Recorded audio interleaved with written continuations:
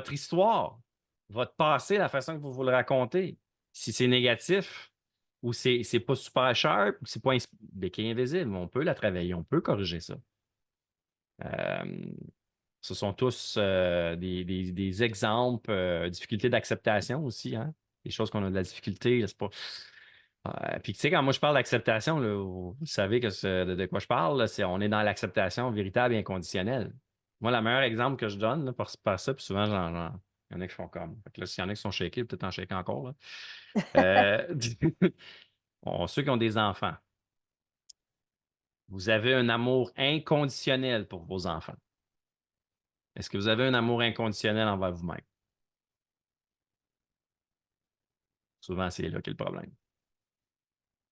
Puis qui est invisible. Euh,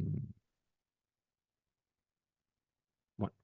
Puis, pendant que vous y pensez, il y a quelque chose de fascinant dans les béquilles invisibles, euh, il y a des béquilles invisibles qui sont un petit peu plus dans la conscience, c'est-à-dire qu'on est capable de mettre des mots dessus. On est capable de l'expliquer que je me sens limité dans quelque chose parce que ça.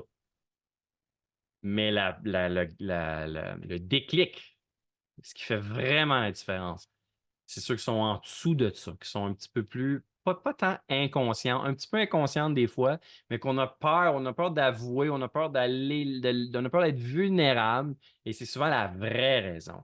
Eux, ils sont plus bas, ils sont plus basses. Et étonnamment, c'est qu'on passe de la tête au cœur.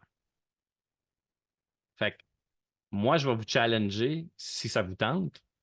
Ou sinon, faites-le dans les prochaines semaines avec vous-même. Les béquilles invisibles, notez-en une, deux ou trois. Là.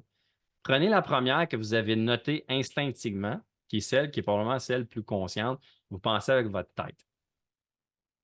Posez-vous la question, pourquoi j'ai cette béquille-là? Pourquoi je pense que votre béquille invisible? Pourquoi je pense que je manque de confiance? Pourquoi je pense que j'ai peur du jugement? Pourquoi je pense que j'ai peur de décevoir mes enfants si je prends cette décision-là? Pourquoi tu as ça? Et là, vous allez avoir une deuxième réponse qui va peut-être être un petit peu plus vulnérable.